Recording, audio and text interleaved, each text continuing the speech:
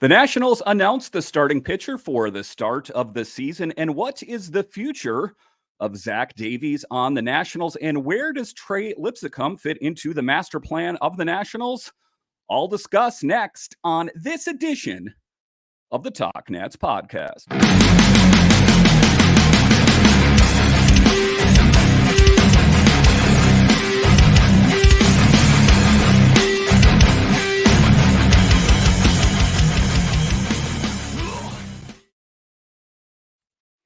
Well, hello and welcome in to this edition of the Talk Nats podcast, part of the Believe Podcast Network. I'm so glad you decided to join me today. As always, this podcast is free and available on all the major platforms. My name is Dan Holme. You can find me on Twitter. It's at DanCaps218. You can find the show on Twitter. It's at Talk Nats. The tournament is here. BetOnline is your bracket headquarters for this season with the best bracket contest out there in odds, lines, and info on every game and every round right up until the national championship. You can access the most up-to-the-minute wagering information anytime from your desktop or mobile device and even track your bracket real time all the way through the tournament. Head to BetOnline today and get in on all the action. And remember to use promo code BELIEVE, that's promo code BLEAV, for your 50% welcome bonus on your first deposit. Bet online, the game starts here. So in this edition of the Talk Nats podcast, baseball is coming, and the Nationals have formally announced who is going to be the pitcher on opening day. It might not be who you'd expect, or maybe it's exactly who you'd expected. I'll talk about that in the show a little bit later. We will talk about the questions surrounding the Nationals pitching staff in general. Where do all the different players fit in, most notably Zach Davies? And then to close out the show, I will talk about where Trey Lipscomb fits into the Nationals master plans. But it was formally announced here recently. I do this show a couple times a week, so it's not exactly breaking news, but the Nationals did announce who the pitcher is going to be starting for the Nats on opening day, in quite a nod and a bit, of a pat on the back for an accomplishment for a young guy that has put in the work and it's paying off for him. But talking about the Nationals did announce their opening game starter, and it might not be who you'd expect. Many had predicted that it would be Patrick Corbin as doing the easy thing and giving the Nats, the veteran starter, the nod. I think that would be lackluster. I think that would be predictable. And ultimately, I don't think that would have been the right idea for the Nats. But Corbin will get the start in game number 2. This year will be different. Davey Martinez made his decision and vote of confidence by selecting Josiah Gray. A huge moment for one of the Nationals' key starters in the rotation. A big moment for Josiah Gray, and we've seen the evolution of Josiah Gray. We've seen him kind of form into one of the better pitchers in the starting rotation for the Nats, a guy that was an all-star last season, but to be fair and an accurate assessor of who he is, has struggled at times, but I think he put the work in the offseason, refining his pitches, working on new pitches, a really, tip of the hat to the hard work Josiah Gray has put in. Josiah Gray first pitched in big league camp in the spring of 2020 as a 22-year-old prospect with the Dodgers who made it through only 3 appearances before he was sent down to the minors. So this was a guy that faced setbacks, kind of right out of the gate in his career playing in Major League Baseball. This will be a big game for Gray for multiple reasons. One of those reasons will be he'll be facing the team that drafted him, the Reds, out of Lemoyne College in 2018, but dealt him to the Dodgers later that year. He came to the Nats in July 2021 as part of the return for Scherzer and Trey Turner.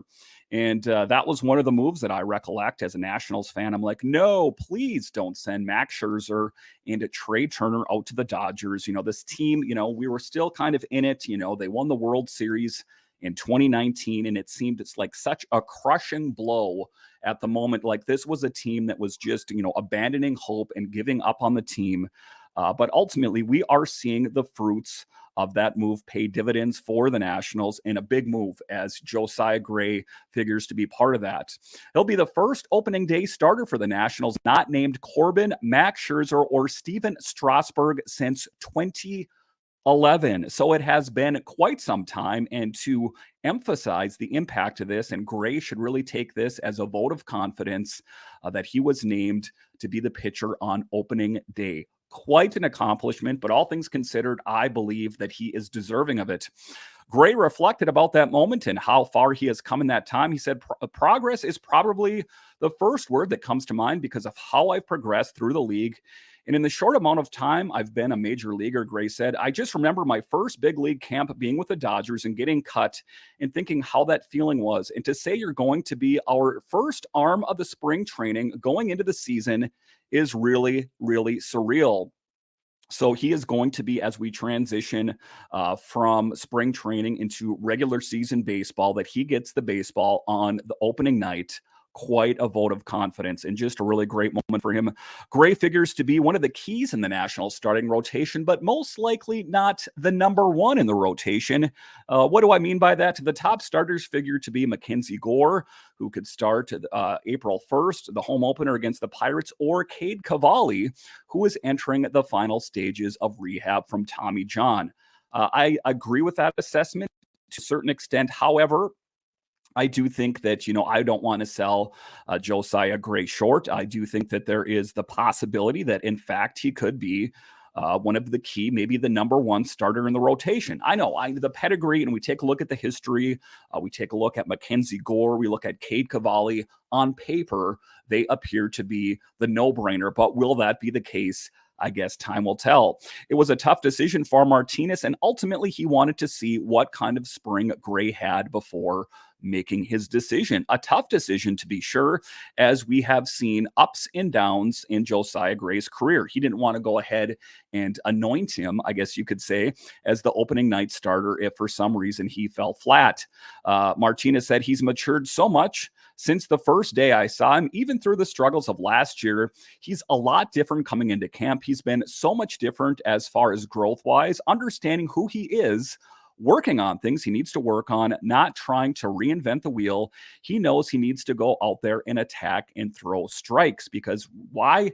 It doesn't matter how fast you throw ball number 4, as was the motto put out there by Mike Rizzo. But I do think that it's going to be interesting to see what he has in the tank. And, I think that we can kind of use the first game of the season as a litmus test to see what he has in the tank. I don't want to say if he has a poor outing for whatever reason that it wasn't the right idea, but, it'll be interesting to see what he has in the tank. He's been a lot different this spring. I'm so proud of him, Martinez said. As the Nats get further from the magical 2019 World Series season, the Nats are looking to turn the page and usher in the new youth movement, for the Nationals.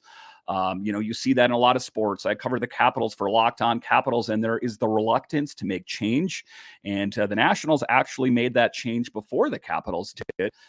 Just seeing that they weren't going to be able to bring back a lot of those players and understanding that change is what is needed. And, at the time, like I talked about, it was difficult when you saw, Juan Soto and Josh Bell and Trey Turner and Max Scherzer get dealt. But we're starting to see the fruits of those tough decisions bloom, and the Nationals are bearing the what is good coming from that. So just a really kind of cool moment for the Nationals to see tough moves that were made at the time finally pay off.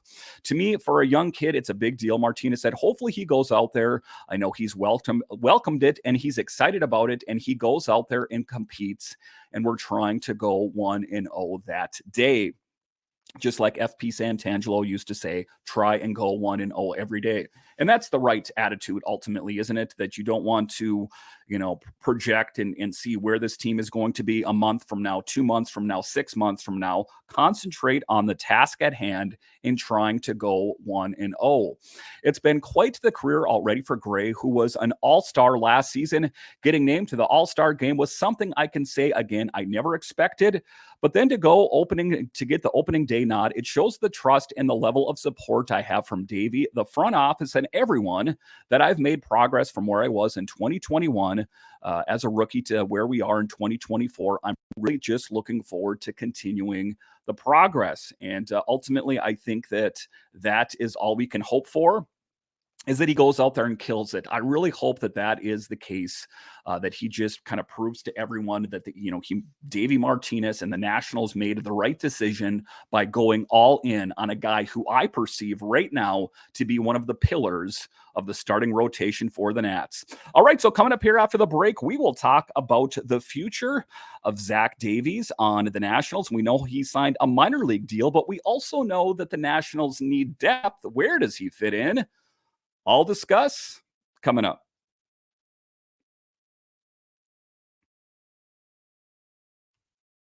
The official sponsor of the Talk Nats podcast is SeatGeek. Take $20 off your first ticket purchase when you use promo code MinuteCast at SeatGeek.com. That's promo code MINUTECAST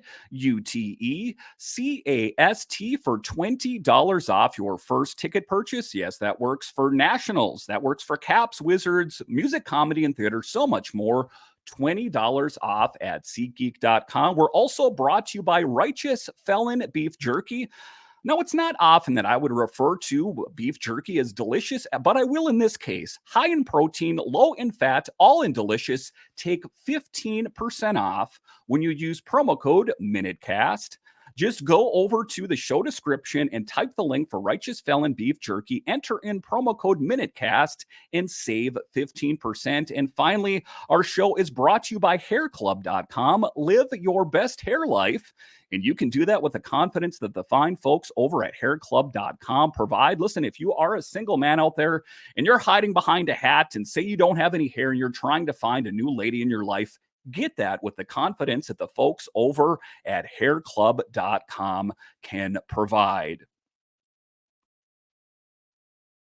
All right, welcome back into this edition of the Talk Nats podcast, part of the Believe Podcast Network. I'm so glad you decided to join me today. So questions still do remain on the Nationals. Who's going to be here? I think that, to a certain extent, we have certain players penciled in here and there. So I'm going to give you my thoughts and also the thoughts of the guys over at Talk Nats. I will post the link for this story in the show description, talking about in this next segment here, Zach Davies and where he figures in. So the starting rotation is pretty much set except for that fifth starting spot. Zach Davies was looking for a way to break camp with the team and make the opening game roster. Well, that was until the last game when the train fell off the tracks. A rough outing for Zach Davies, and we know that the Nationals still have question marks about ultimately who is going to be on the team. And I think that, I talked about earlier about certain pitchers that I think haven't nailed it down, but there still are outsiders that are looking for their opportunities, and Zach Davies is one of those. Davies fell apart in the fourth inning, giving up 7 runs and 9 in the game to push his spring training ERA to 9.00. Davies appeared to have the fifth spot on the rotation on lock until his last outing. Davies says, I was extremely pleased with everything except the last inning that I pitched. Zach Davies, it's unfortunate being in that position. Your last start of spring training, and you don't really have any more chances to show what you have. All I can be prepared for is whatever is next. And it's going to be difficult to see if there's any path for him to this team. But one of the things that I know for sure is that the Nationals are looking for depth. The guys that are on this team, they don't have anything on lock. We don't know what kind of, pitchers these guys are. I talked about Josiah Gray, Cade Cavalli, Mackenzie Gore, those kind of pitchers that on paper, they appear to be knockouts. Patrick Corbin. We've seen glimpses, peaks of greatness, if you will, but I think the Nationals would be best served to have needed depth. It's going to be difficult. I know that there's a lot of positions that need to get moved out, but Martinez wasn't so quick to pass on judgment. It's really hard to judge a guy like him based on one outing, and I'm not going to do it, manager Davey Martinez said. We've got some tough decisions to make. He's a professional. And he is a professional. He understands what's at stake. He knows that he signed a minor league deal with this team that gives the Nationals some flexibility. It gives Davies some flexibilities as well. So it'll be interesting to see what happens. A thing to remember that Davies is signed to a minor league deal, and a lot of his future will be up to Rizzo. The Nats do need pitching depth, but just any pitcher won't do. The only question is any negotiated opt-outs in his deal. This is ultimately a Rizzo decision and what Davies decides to do about it. So will he ultimately figure into the master plans as I record this at 2:43 Eastern time on Thursday here today? There is no word on him, but it's going to be tough decisions as I think that, the pieces are still trying to come together. There's still a lot of question marks about who is going to break the opening night roster, that kind of thing. But that's the one thing I know. I know that about covering hockey. I know about covering football and baseball that you need depth. So maybe there is an opportunity that they could have him down in the minors, maybe call him up at some point if needed. But just based on his last outing, despite what Davey Martinez said, it would be kind of surprising, I guess, if he breaks camp with his team, but I guess stranger things have happened. All right, so coming up here after the break, we will talk about where does Trey Lipscomb fit into the Nationals master plan. He seems to be a front runner for breaking camp with his team, but will he do it? I'll discuss straight ahead.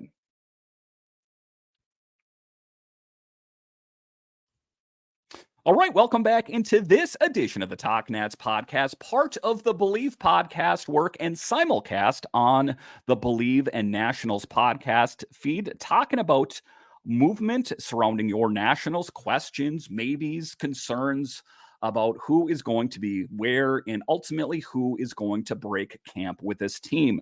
Listen, oftentimes when we talk about premier talent on this team, and guys that stand the best chance of breaking camp with this team, we think of James Wood. That is someone for me that I think is just a no-brainer, but it's a little bit more complicated for James Wood and maybe not as complicated here for Trey Lipscomb. Trey keeps making a case for himself to break camp with the team, but ready. Sometimes how a player performs in the minor doesn't always translate to the majors under the big lights. Rizzo did say that the door is open. They have to kick the door down and force us to put them on the team. GM Mike Rizzo said a top prospect would have to do in order to make the opening day roster. Again, this piece was in talknats.com that, he has made a case for himself, but would you say that he has played better than James Wood has? I guess no, but it gets complicated in the outfield and a path for securing a spot, finding a position. Trey also got praise from the owner of the team, Mark Lerner. I've especially enjoyed watching him, in quotes, he said. And if Trey was hoping to stand out, he did just that. He was a triple shy of a cycle, completing the other 3/4 of that feat. So that was a big evening for Trey and making a case, that there is a lot of questions, most notably at second base. Does Garcia have that lockdown? Not necessarily. What's going to be the case at first base? Is Senzel going to be the everyday third baseman? I think that, even though we are getting closer and closer to the start of the season, there are still quite a few questions. And it's not just his offensive prowess. Speaking of Trey, he's great defensively as well. He was the only Gold Glove third baseman in all of minor leagues last season. So, I can see why it would be tempting to want to keep him on the team. That we know that there are some questions that this year's Nationals team probably isn't going to be one of the better ones defensively speaking, at least in the infield, I'm going to say. I think there are certain things like I think CJ Abrams, he has that on lock. I don't think he needs to worry about someone scooping in and taking his job, but there are other questions about some of the other positions out there. And the good thing about Trey is he can play every infield position and outfield position. He adds value if you believe he could be successful at the MLB level. I guess ultimately that is the question. The question is, will it translate?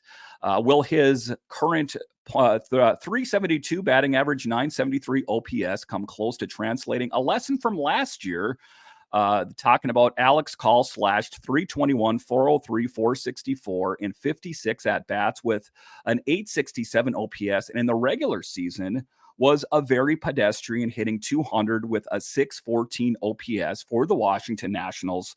Call stats are just caution to the wind, not an indictment of Trey Lipscomb. So, to say that everything is a rubber stamp, a carbon copy, that everything will be exactly the way it has been in the past, that's not what I'm saying. But what I'm saying is that sometimes you can't put too much weight into how a player plays in spring training. I think that, if obviously being in the previous segment, I talked about that Zach Davies could potentially get cut by the team for how he played in the preseason. That I'm not saying that there's no impact. What I'm saying is that oftentimes, or at least part of the time, it doesn't necessarily translate to the majors or playing on the big team. But what does Martinez think? He says, I think he's good enough to play here every day from what we've been seeing in spring training. And from what I know about him and saw in the fall league, he's pretty good.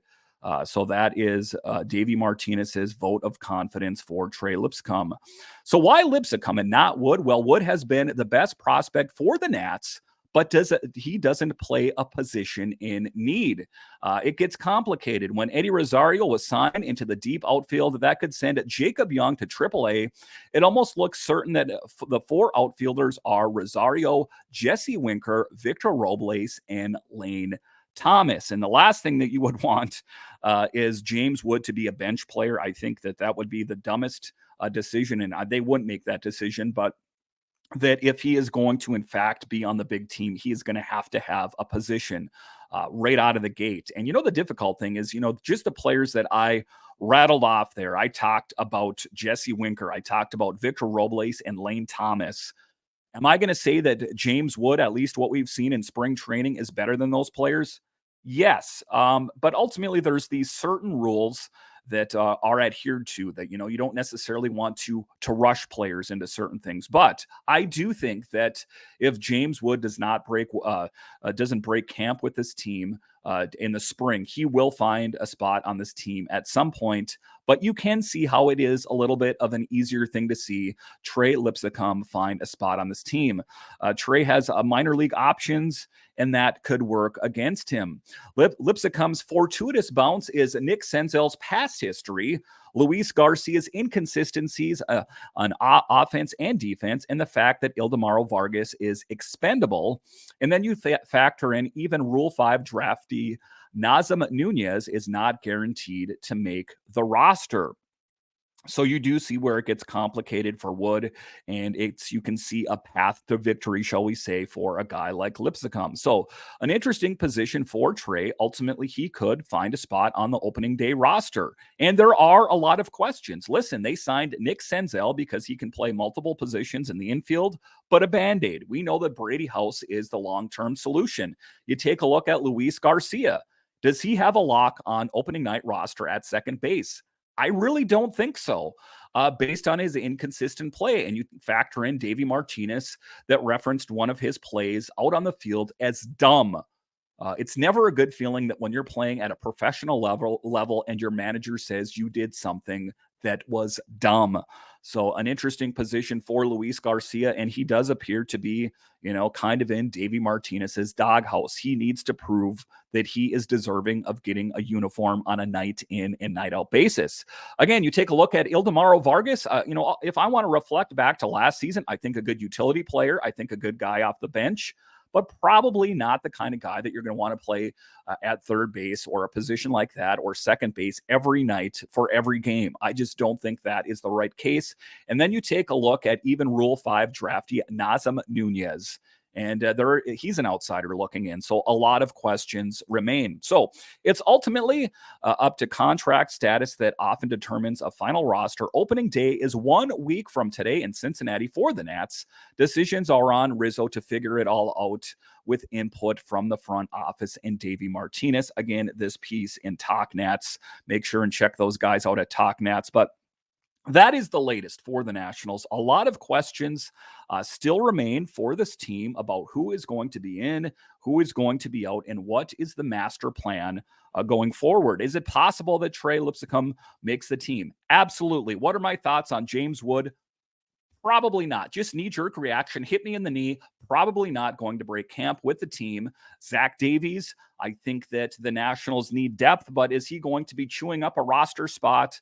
And then, to wrap it up here, Josiah Gray, a great tip of the hat to a guy that's put the work in, and we're just really happy to have him on the team. And I look forward to seeing how he's evolved this season. Listen, I want to thank you for joining me on this edition of the Talk Nats podcast, simulcast on the Believe in Nationals podcast feed. This is primarily an audio podcast, but from time to time, I will do it video. Make sure and check out the show wherever you find your podcasts and on YouTube.